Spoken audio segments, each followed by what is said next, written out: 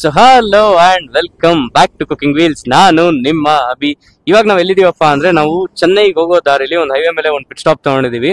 ಇದೇನಿದು ದಿಢೀರ್ ಅಂತ ಚೆನ್ನೈಗೆ ಸ್ಟುಡಿಯೋಲ್ ವಿಡಿಯೋಸ್ ಮಾಡ್ತಾ ಇದ್ರಲ್ಲ, ಕರ್ನಾಟಕದಲ್ಲಿ ಯಾವ್ದು ಪ್ಲೇಸ್ ಇಲ್ವಾ, ಈ ತರದೆಲ್ಲ ಒಂದಷ್ಟು ಡೌಟ್ಗಳು ಬರ್ಬೋದು.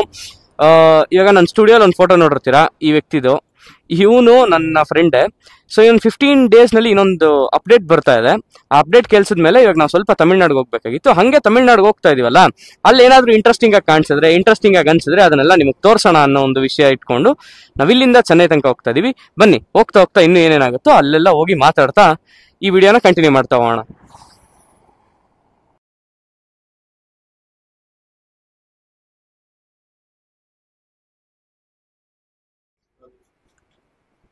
ಇದುವರೆಗೂ ಮಾಡಿರುವಂತ ಸ್ಟುಡಿಯೋ ವಿಡಿಯೋಸ್ನಲ್ಲೆಲ್ಲ ನೋಡಿರ್ತೀರಾ, ನಾವು ಒಂದು ಸ್ಟಾರ್ಟರ್ ರೆಸಿಪಿನ ಮಾಡ್ತೀವಿ, ಇನ್ನೊಂದು ರೈಡಿಂಗ್ ಗೇರ್ ಬಗ್ಗೆ ಮಾತಾಡ್ತೀವಿ. ಈಗಾಗಲೇ ನಾವು ರೈಡಿಂಗ್ ಬೂಟ್ಸ್ ಬಗ್ಗೆ ಮಾತಾಡಿದೀವಿ, ಗ್ಲೌಸ್ ಬಗ್ಗೆ ಮಾತಾಡಿದೀವಿ, ರೈಡಿಂಗ್ ಪ್ಯಾಂಟ್ಸ್ ಬಗ್ಗೆ ಮಾತಾಡಿದೀವಿ. ಇದು ಆ ಸೀರೀಸ್ ನ ಒಂದು ಕೊನೆ ಎಪಿಸೋಡ್ ಆಗಿರುತ್ತೆ. ಇಲ್ಲಿ ನಾವೇನು ಸ್ಟಾರ್ಟರ್ ರೆಸಿಪಿ ಅಡುಗೆ ಮಾಡ್ತಾ ಇಲ್ಲ, ಬಿಕಾಸ್ ನಾವು ಬ್ಯಾಂಗ್ಳೂರಲ್ಲಿಲ್ಲ ಅಥವಾ ನಮ್ಮ ಸ್ಟುಡಿಯೋಲಿಲ್ಲ, ನಾವು ಚೆನ್ನೈಯಲ್ಲಿದ್ದೀವಿ. ಚೆನ್ನೈಲಿ ಒಂದು ಕೆಲಸದ ಮೇಲೆ ಬಂದಿದ್ವಿ. ಇಲ್ಲಿ ನಾವು ಹೆಂಗಿದ್ರು ರೈಡ್ ಮಾಡ್ಕೊಂಡ್ ಬಂದಿದೀವಲ್ಲ, ಇಲ್ಲಿ ರೈಡಿಂಗ್ ಗೇರ್ ಬಗ್ಗೆ ಮಾತಾಡೋಣ ಅಂತ ಅನ್ಕೊಂಡ್ವಿ. ಇವತ್ತು ಯಾವ್ಯಾವ ರೈಡಿಂಗ್ ಗೇರ್ ಬಗ್ಗೆ ಮಾತಾಡ್ತಾ ಇದೀವಿ ಅನ್ನೋದನ್ನ ವಿಡಿಯೋಲಿ ಹೋಗ್ತಾ ಹೋಗ್ತಾ ನಿಮ್ಗೆ ಹೇಳ್ತಾ ಹೋಗ್ತೀನಿ.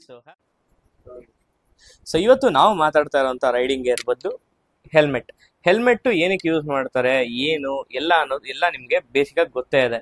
ಯೂಶುವಲ್ ಆಗಿ ಒಬ್ಬ ಮನುಷ್ಯ ಬಿದ್ದಾಗ ಮೇಜರ್ ಡ್ಯಾಮೇಜ್ ಆಗೋದು ಅವ್ನ ತಲೆಗೆ ಡ್ಯಾಮೇಜ್ ಆದ್ರೆ ಒಂದು ಅಲ್ಲಿ ಬ್ಲಡ್ ಲಾಸ್ ಆಗೋದು ಅಥವಾ ಸ್ಪಾಟ್ ಡೆತ್ ಆಗಿರೋದು, ಈ ತರದ ಸಿನಾರಿಯೋಗಳು ತುಂಬಾ ಇದಾವೆ. ತಲೆ ಹೆಂಗೆ ಅಂದ್ರೆ ನಿಮ್ಮ ಇಡೀ ಬಾಡಿ ಫಂಕ್ಷನ್ ಆಗೋದಕ್ಕೆ ತಲೆ ಅನ್ನೋದು it's a major organ. Because brain function ಏನಾದ್ರು ಒಂದು ಸ್ವಲ್ಪ ಹೆಚ್ಚು ಕಡಿಮೆ ಆದ್ರೂ ನಿಮ್ಮ ಇಡೀ ಬಾಡಿ ಡ್ಯಾಮೇಜ್ ಆಗುತ್ತೆ. ಆದಷ್ಟು ನಿಮ್ಮ ತಲೆನ ಕಾಪಾಡ್ಕೊಬೇಕು ಅಂದಾಗ ನೀವು ಹೆಲ್ಮೆಟ್ ನ ಹಾಕೊಂಡು ಓಡಾಡೋದು ತುಂಬಾ ಒಳ್ಳೇದು.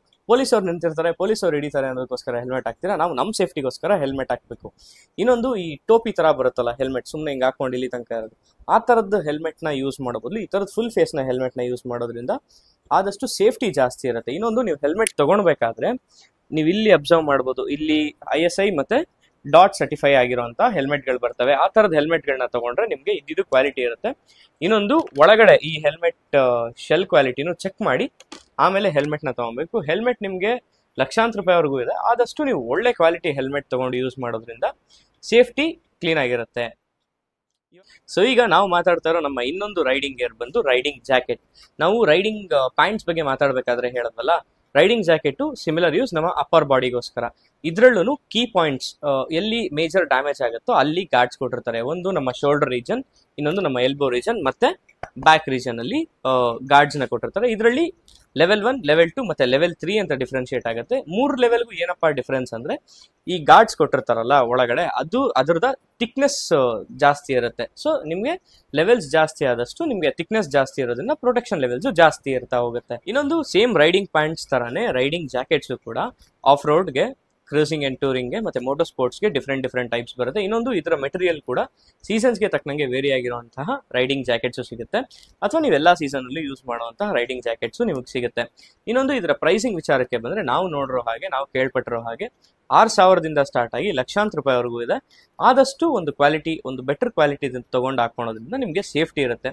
ಇನ್ನೊಂದು, ಇಲ್ಲ ನಾನು ಜಾಕೆಟ್ ಹಾಕಕ್ಕೆ ಇಷ್ಟ ಇಲ್ಲ ಆದ್ರೂ ಸೇಫ್ಟಿ ಇರಬೇಕು ಅಂದ್ರೆ, ಒಳಗಡೆ ಏನ್ ಗಾರ್ಡ್ಸ್ ಕೊಟ್ಟಿರ್ತಾರಲ್ಲ ಆ ತರದ ಗಾರ್ಡ್ಸ್ ಮೆಟೀರಿಯಲ್ ನಿಮಗೆ ಸಿಗುತ್ತೆ ವಿತ್ ವೆಲ್ಕ್ರೋ ಸ್ಟ್ರಾಪ್ಸ್. ಅದನ್ನ ನೀವು ನಾರ್ಮಲ್ ಈ ತರದ ಶರ್ಟ್ ಯಾವ್ದನ್ನ ಹಾಕಿದಾಗ ನೀವು ಸ್ಟ್ರಾಪ್ಸ್ ಹಾಕೊಬಹುದು. ಬಟ್ ಒಂದೇನಂದ್ರೆ, ಆ ತರ ಸ್ಟ್ರಾಪ್ಸ್ ಮೇಲೆ ಇನ್ನೊಂದು ಕ್ಲೋತಿಂಗ್ ಲೇಯರ್ ಇದ್ರೆ ಒಂದು ಬೆಟರ್ ಆಪ್ಷನ್ ಅನ್ನೋದಕ್ಕೋಸ್ಕರ ಈ ತರದ ಜಾಕೆಟ್ಸ್ ಹಾಕೊಂಡು ಓಡಾಡಿ ಅನ್ನೋದನ್ನ ನಾವು ಹೇಳೋದಕ್ಕೆ ಇಷ್ಟಪಡೋದಷ್ಟೇ.